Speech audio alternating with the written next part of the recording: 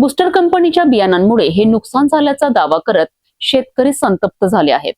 काही ठिकाणी तब्बल 90% उगवण न झाल्याचे सांगितले जात असून त्यामुळे दुबार पेरणीचे संकट उभे टाकले आहेत। आधीच आर्थिक अडचणीत असलेल्या बळीराजासमोर आता पुन्हा खर्च करण्याची वेळ आली आहे।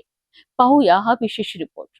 वर्धा जिल्ह्यातील गाडेगाव, अलमडोह आणि परिसरातील अनेक शेतकऱ्यांनी बूस्टर कंपनीच्या सोयाबीन बियाणांबाबत गंभीर तक्रार केली आहे। शेतकऱ्यांच्या म्हणण्यानुसार पेरणीनंतर अपेक्षित उगवण झाली नाही। काही शेतांमध्ये उगवण अत्यल्प तर काही ठिकाणी जवळपास 90% उगवण फेल झाल्याचा दावा करण्यात येत आहे। यंदाच्या हंगामासाठी कर्ज काढून महागडी बियाणे आणि खतांची खरेदी करून शेतकऱ्यांनी मोठ्या आशेने पेरणी केली होती। मात्र आता शेतांमध्ये रिकामे पट्टे दिसत असल्याने शेतकरी हतबल झाले आहेत। पावसाळ्याच्या महत्त्वाच्या कालावधीत दुबार पेरणी करावी लागल्यास हजारो रुपयांचा अतिरिक्त खर्च सहन करावा लागणार आहे। संतप्त शेतकऱ्यांनी कृषी विभागाकडे तातडीने पंचनामा करण्याची मागणी केली आहे।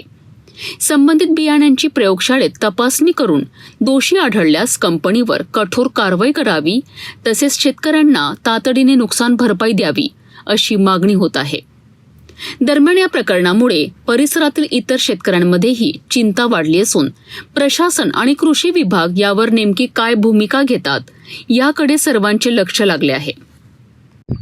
मी मौजा गाडेगाव, तालुका हिंगणघाट, जिल्हा वर्धा येथून शेतकरी बोलत, सोयाबीन उत्पादक शेतकरी बोलत आहोत। मी हुतुतू कंपनीचं, बूस्टर या कंपनीचं हुतुतू हे व्हेरायटी पेरली। 20 जूनला पेरणी केली।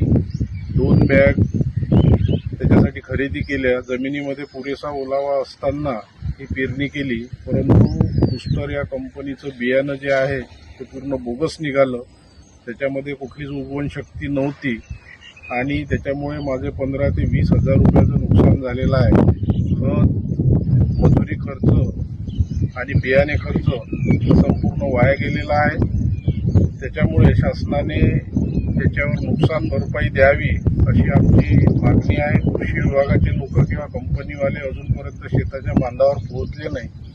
त्यामुळे आमची प्रशासनाला आणि शासनाला विनंती आहे की त्यांनी आमच्या झालेल्या नुकसानीची भरपाई आम्हाला द्यावी। सोयाबीन पिकाच्या उगवणीबाबत निर्माण झालेल्या या गंभीर परिस्थितीमुळे गाडेगाव आणि परिसरातील शेतकरी मोठ्या आर्थिक संकटात सापडले आहेत। कृषी विभागाकडून पंचनामा, बियाणांची तपासणी आणि नुकसान भरपाईबाबत काय निर्णय घेतला जातो हे पाहणे महत्त्वाचे ठरणार आहे। शेतकऱ्यांच्या या मागण्यांना न्याय मिळतो का याकडे आता संपूर्ण जिल्ह्याचे लक्ष लागले आहे।